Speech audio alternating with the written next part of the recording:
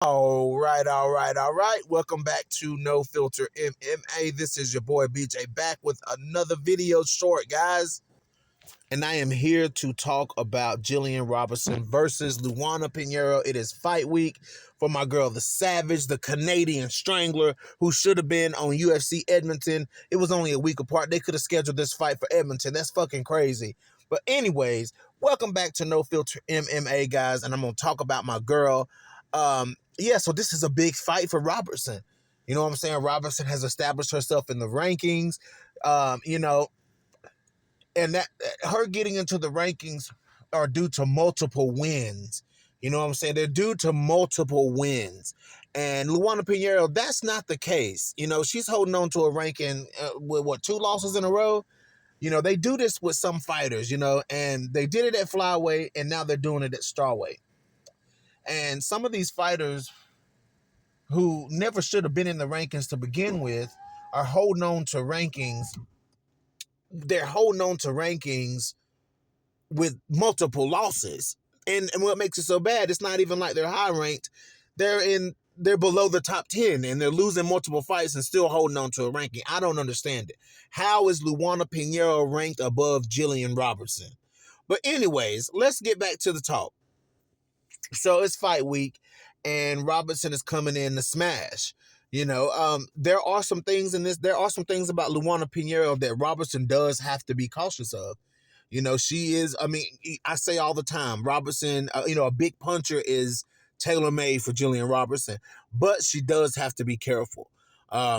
She does have to be careful because Luana Pinheiro can put some damage on you in a fight. We saw that against Amanda Ebos, even though Amanda Ebos liquidated Luana Pinheiro. She didn't come out of that fight unscathed. And Robertson's going to have to be careful. I don't want to see Robertson take that kind of damage that she took against Mariah Agapova. I don't want to see Gillian take that kind of damage, weathering the storm that much.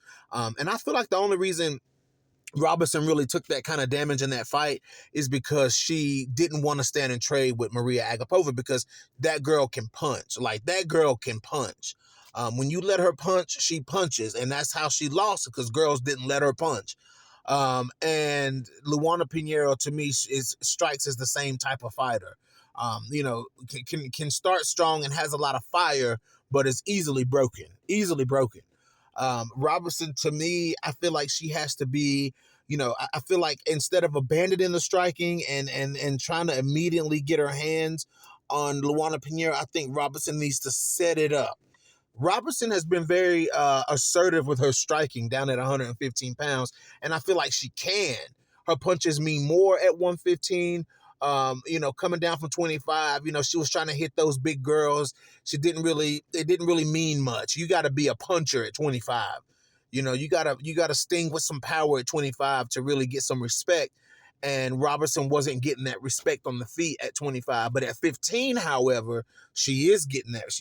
I'm not saying she's landing big blows, but she's being big and assertive, in the stand-up department at 15, like she did against Michelle Waterson. I mean, throwing kicks and mixing up combinations. Like, Gillian was looking good on the feet. Even in the fight with God Almighty, now I'm forgetting who she was brawling with in there. In the fight before that, but it doesn't matter. Gillian Robertson, however, still needs to be cautious of what's coming back from Luana Pinheiro, because she can start very fast and can compromise you early. Gillian does have a chin. It takes somebody like Macy Barber to get that girl out of there with a punch. It is what it is, but I feel like this is going to be a classic Gillian Robertson performance, man.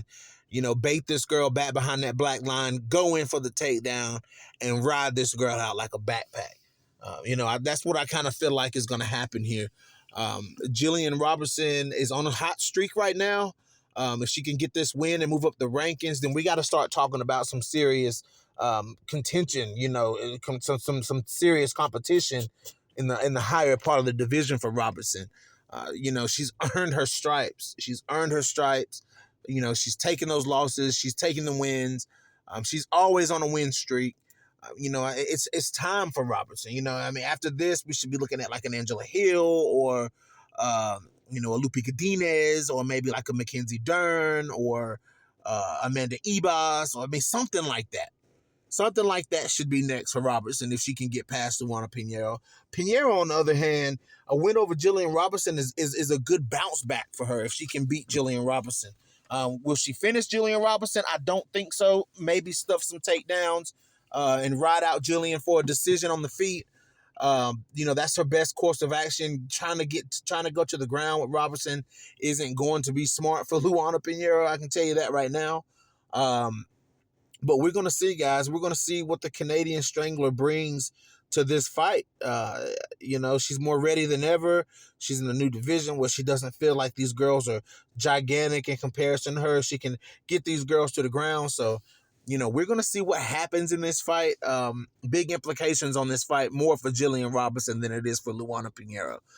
So anyways, guys, let me know what you think. It is fight week for the Canadian Strangler. Let me know how you guys are feeling. I'm super excited. I'm starting to get that fight week tingle for Robertson. So let's see what's going on, guys. This, of course, is your boy BJ back from No Filter MMA. Drop those comments in the comment section. Hit that like, hit that dislike. And if you guys haven't already, hit that subscribe button. And your boy is out.